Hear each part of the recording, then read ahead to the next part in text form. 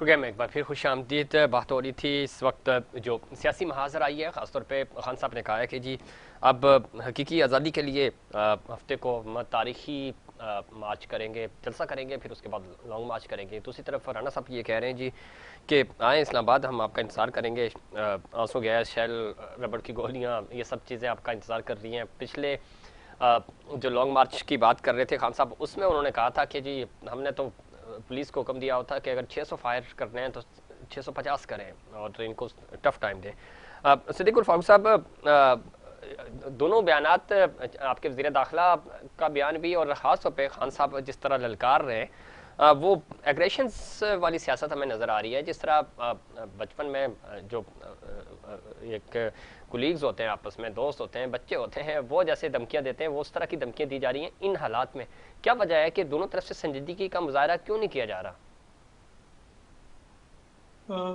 जफीर साहब, सबसे पहले तो वजीर आजम ने हल्फ उठाते ही ग्रैंड डायलॉग की जी पेशकश की बिल्कुल। थी, और उससे पहले बतौर अपोजिशन इमरान खान की हुकूमत के साथ ताउन भी किया और 4 मौकों पे ताउन किया। तहरीक लब्बैक के धरने पे, इंडियन एग्रेशन पे, जी कोरोना पे, और फिर उसके बाद उन्होंने कहा कि ये जो जो तरामीम आपको चाहिए, जो इनके वजीर जो थे कानून, क्या नाम है, कराची से, फरूक नसीम साहब जनाब, उन्होंने, फरूक आजकल नसीम साहब, आपके पास है। उन्होंने ये कहा था कि नैब के कांटा जो है वो ड्रैकोनियन लॉज, उनका कांटा हमने निकालना है। ठीक है। और बहुत सी चीजों पे इत्तेफाक हो गया अपोजिशन से, फिर इलेक्शन लॉज और फिर से और आईनी तरामीम। तो उन्होंने कहा हम आपके साथ ताउन करेंगे, आप बैठे, चले बैठे। सही। उन्होंने कहा नहीं, मैं आपके साथ नहीं बैठता। तो एक पहले, अभी जब उन्होंने ग्रैंड डायलॉग की बात की, उन्होंने कहा मैं नहीं करता।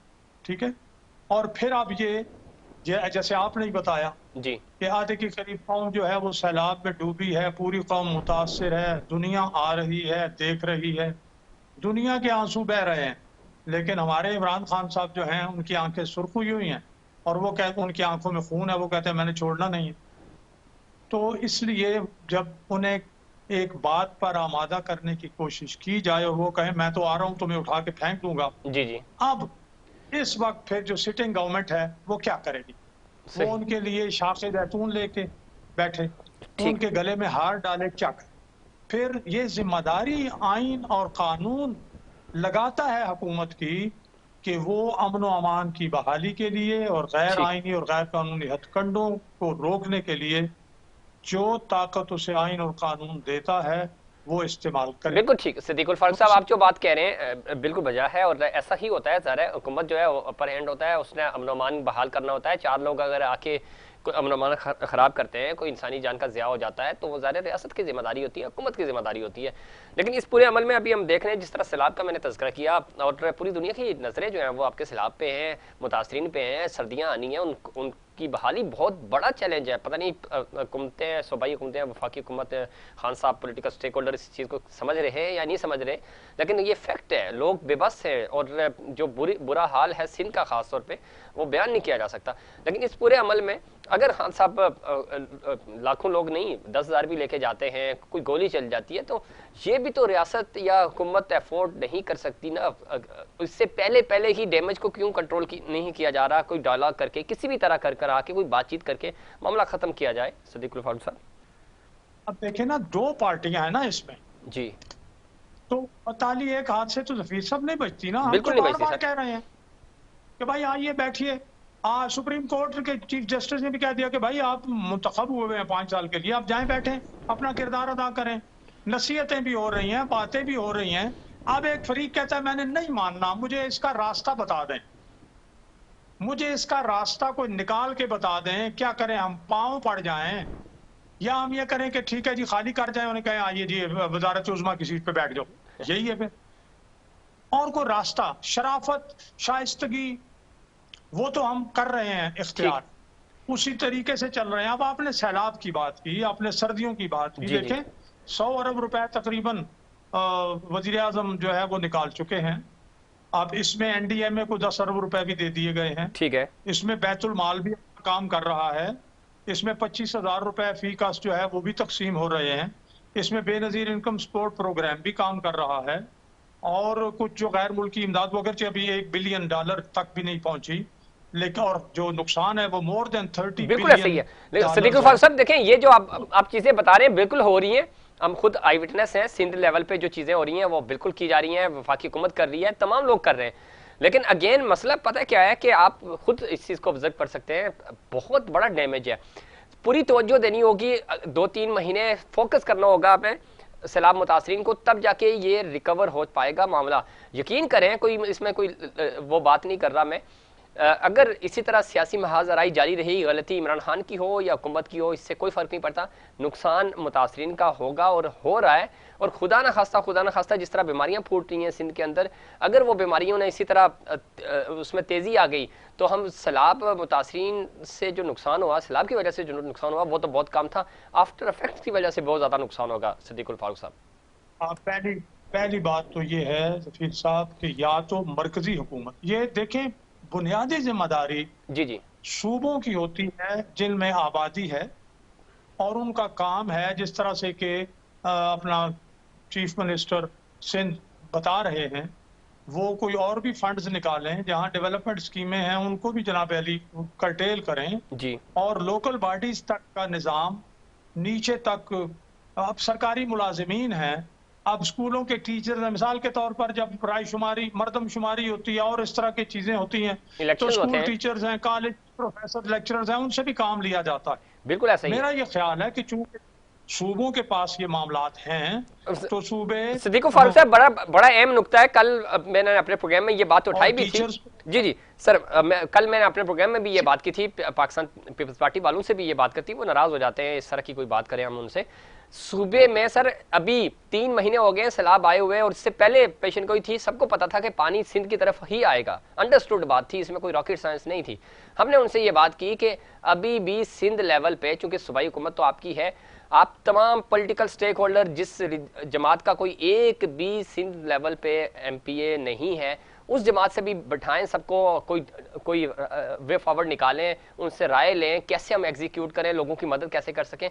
तो सिंध हुकूमत इस तरह का कोई इकदाम अभी तक ना तो उन्होंने कोई प्लान किया, ना करने को तैयार है, तो फिर मदद भी तो नहीं हो सकेगी ना। चूंकि मैं अगर अपने घर के लिए स्टैंड नहीं लूंगा तो आप मेरी मदद कैसे करेंगे?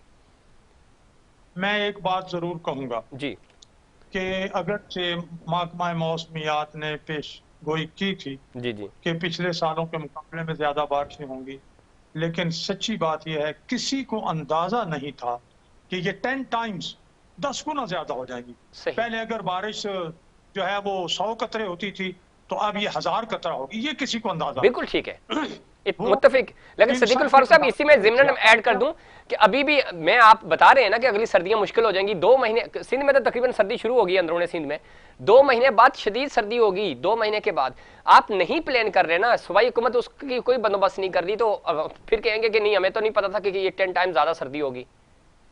अब तो पता है ना जी। तो सर इकदाम नहीं हो रहे ना, सूबाई हुकूमत नहीं कर रही है, यकीन करें।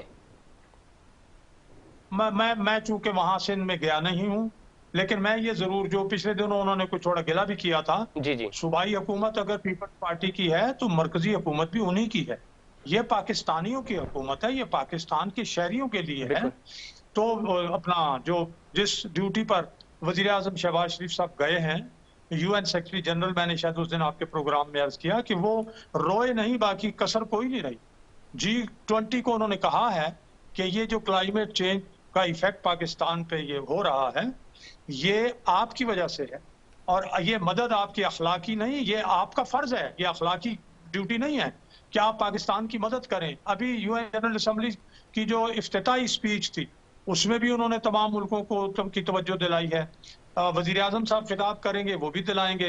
ये जो अपना बीजिंग ताउन तंजीम थी, शंघाई ताउन तंजीम, उसमें भी सारे जो ममालिक शरीक हुए, जो हेड्स ऑफ स्टेट, उन्होंने भी शहबाज शरीफ साहब वजीर आजम की बात से इत्तेफाक किया और मदद करने की बात भी की। तो ये जरूर है कि आलमी ज़मीर जाग चुका है, ये थोड़ा वक्त लेगा मजीद आगे बढ़ने में, इमदाद आएगी। उस वक्त तक जो कुछ करना है सूबों ने और मरकज ने करना है। तो इसलिए मैं ये कहूँगा, उसमें हमने ये कोशिश की है इनको पैगाम भी भेजे हैं कि भाई आइए। इनको बहुत से लोगों ने इमरान खान को समझाया, ठीक है, लेकिन वो नहीं समझ वो रहे, ठीक है, और हमें समझते हैं कि मिलकर, मेरे बिल्कुल सिद्दीक फारूक साहब सही कह रहे हैं, मिलकर हमें आगे बढ़ना होगा और तमाम स्टेक होल्डर्स को मिलकर। इस वक्त इंसानियत का मसला है, किसी सूबे किसी हुकूमत की बात नहीं है, ये पाकिस्तानियत का मसला है, पाकिस्तान में बसने वाले इंसानों का मसला है। तो हमें सबको मुत्तफिक होकर मुश्तरका तौर पर प्लान करना होगा ताकि लोगों को रेस्क्यू कर सकें। बहुत शुक्रिया सिद्दीक फारूक साहब, आपने प्रोग्राम में वक्त दिया। और नाज़रीन, यहाँ पे एक बड़ी खबर से आपको आगाह करेंगे। पाकिस्तान ने दूसरे T20 में इंग्लैंड को शिकस्त दे दी है। 200 रन का हदफ जो था वो 19.3 ओवर्स में पाकिस्तान ने पूरा कर दिया। और इसमें सबसे बड़ी खबर, चूँकि पाकिस्तान के कप्तान बाबर आजम ने सेंचुरी स्कोर की और अपनी टीम को फतह से हमकिनार किया। आपने देखा नाज़रीन के एशिया कप से ही पाकिस्तान के ऊपर बड़ी तनकीद हो रही थी और ओपनिंग पेयर हमारा जो है वो मुसलसल फ्लॉप हो रहा था, और आज उसी पेयर ने बड़ी ज़बरदस्त क्रिकेट खेली।